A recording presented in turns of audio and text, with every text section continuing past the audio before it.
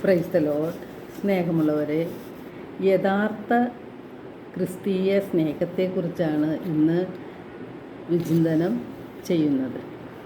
കുരിശിലേറിയ യേശുവിൻ്റെ സ്നേഹച്ചൂടറിയണമെങ്കിൽ ആ കുരിശിനോട് നാം ചേരണം. കുരിശിനോട് ചേർന്നവരെല്ലാം സ്നേഹമായി മാറിയിട്ടുമുണ്ട്. യഥാർത്ഥ ക്രിസ്തീയ സ്നേഹമെന്നത് മറ്റുള്ളവരുടെ നന്മയിൽ സന്തോഷിക്കുവാനും മറ്റുള്ളവരുടെ ദുഃഖങ്ങൾ അകറ്റുവാനും മറ്റുള്ളവരുടെ കണ്ണീരൊപ്പുവാനും അവർക്ക് വേണ്ടി നന്മകൾ ചെയ്യുവാനും അവരെ ആത്മാർത്ഥമായി സ്നേഹിക്കാനും ശ്രമിക്കുന്നതാണ് യഥാർത്ഥമായ ക്രിസ്തീയ സ്നേഹം. നാം പലപ്പോഴും നമ്മുടെ സന്തോഷം മാത്രം അന്വേഷിക്കുന്നവരാണ്. മറ്റുള്ളവരുടെ സന്തോഷത്തെപ്പറ്റി നാം ചിന്തിക്കാറില്ല. പറ്റുമെങ്കിൽ അവർക്ക് നാശമുണ്ടാക്കാനായിട്ടുള്ള പരിശ്രമവും നമ്മുടെ ഭാഗത്തു നിന്ന് ഉണ്ടാകാറുണ്ട്. അവരുടെ വേദനയിൽ മനസ്സലിവ് ഉണ്ടാകുക എന്നതാണ് ഏറ്റവും പ്രധാനപ്പെട്ട ഘടകം. മറ്റുള്ളവരിൽ യേശുവിനെ കണ്ടുകൊണ്ട് അവരെ സഹായിക്കുമ്പോഴാണ് നന്മയിൽ വളരാനായിട്ട് നമുക്ക് സാധിക്കുന്നത്. യേശു പറഞ്ഞിട്ടുണ്ട്, മറ്റുള്ളവർക്ക് ചെയ്തു കൊടുക്കുന്നതെല്ലാം എനിക്ക് തന്നെയാണ് ചെയ്തു തരുന്നത് എന്ന്. അപ്പം മറ്റുള്ളവർക്ക് നാം ചെയ്തു കൊടുക്കാതിരിക്കുമ്പോൾ യേശുവിന് തന്നെയാണ് ചെയ്തു കൊടുക്കാതിരിക്കുന്നത് എന്നും നാം മനസ്സിലാക്കണം. യഥാർത്ഥ ക്രിസ്തീയ സ്നേഹം നമ്മിൽ ഉണ്ടെങ്കിൽ അപരൻ്റെ സന്തോഷത്തിൽ നമുക്ക് സന്തോഷിക്കാൻ സാധിക്കും. അപരൻ്റെ ദുഃഖങ്ങളിൽ നമുക്ക് ദുഃഖിക്കാൻ കഴിയും. അവരുടെ ദുഃഖങ്ങളെ അകറ്റിക്കൊടുക്കുവാനും നാം പരിശ്രമിക്കുകയും ചെയ്യും. യേശു നമ്മോട് പറഞ്ഞിരിക്കുന്നത്, ഞാൻ നിങ്ങളെ സ്നേഹിച്ചതുപോലെ നിങ്ങളും പരസ്പരം സ്നേഹിക്കുവിൻ എന്നാണ്. ക്രിസ്തീയ സ്നേഹം പരസ്പരം ഉയർത്തുന്നതാകണം. വചനമാകുന്ന കൂടം കൊണ്ട് നമ്മുടെ ഹൃദയത്തിൻ്റെ കാഠിന്യത്തെ മാറ്റി ഹൃദയം ഒരു നിർമ്മല അവസ്ഥയിലേക്ക് കൊണ്ടുപോകണം.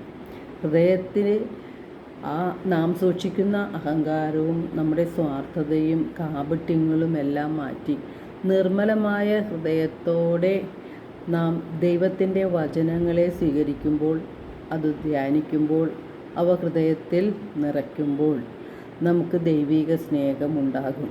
നമ്മുടെ ഹൃദയം നിർമ്മലമായി തീരുകയും ചെയ്യും. ദൈവത്തിൻ്റെ ആത്മാവ് നമ്മോട് ചോദിക്കുന്നത്, അപരൻ്റെ നന്മയിൽ നമുക്ക് സന്തോഷിക്കാൻ കഴിയുന്നുണ്ടോ?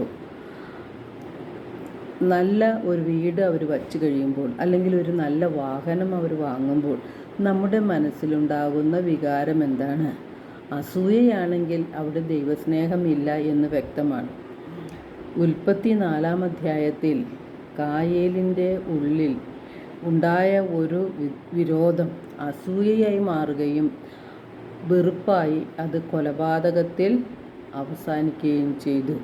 എന്നാൽ നാം അവിടെ മനസ്സിലാക്കേണ്ടത്, നമ്മുടെ ഹൃദയത്തിൽ വിശുദ്ധിയില്ലെങ്കിൽ, വിദ്വേഷം വെച്ച് പുലർത്തുകയാണെങ്കിൽ നാം അശുദ്ധരായി മാറും എന്ന് മനസ്സിലാക്കണം. അത് നമ്മെ വീണ്ടും വീണ്ടും പാപം ചെയ്യിക്കാനുള്ള ഒരവസ്ഥയിലേക്ക് നമ്മെ എത്തിക്കും.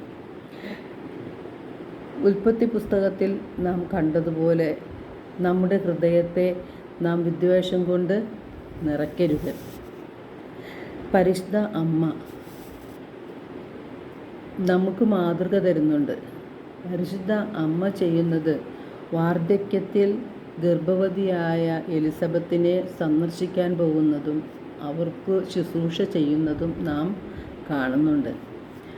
അതുപോലെ മറ്റുള്ളവരുടെ ഉയർച്ചയിൽ ആഹ്ലാദിക്കുന്ന ഒരു മനോഭാവമാണ് നമുക്ക് എല്ലാവർക്കും ഉണ്ടായിരിക്കേണ്ടത്.